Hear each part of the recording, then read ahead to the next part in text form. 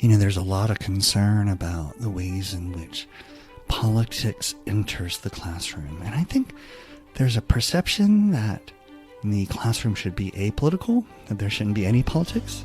And I think that's really impossible. I think politics are embedded in who we are as human beings. And I think there's a lot of sense that politics has to be contentious in the classroom, that if you bring politics in, there's going to be a lot of fighting. I'm not sure that is really what's happening either. What politics in the classroom actually looks like, ideally, is rational, civil discussion. That we can have conversations with each other about politics. We can have conversations with each other.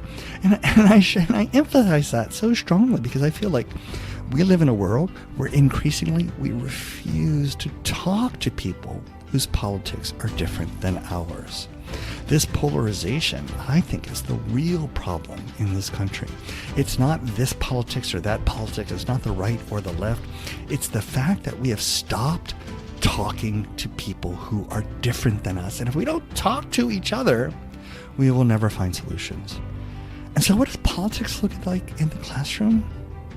Well, I would like to model what politics should look like in a civil, civic society where we can respect each other while holding radically different positions, where we can have an interchange of ideas and evidence and rational thinking. And that becomes it's never just about the politics. It's really then about the skills with critical thinking, with conversation, with collaboration, with dealing with difference.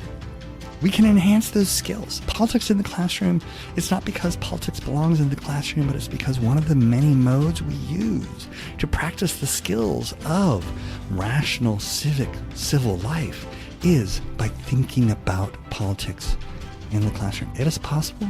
It is not contentious. Ideally, it is productive as a way of creating a better world by modeling it in the classroom and then taking it outside.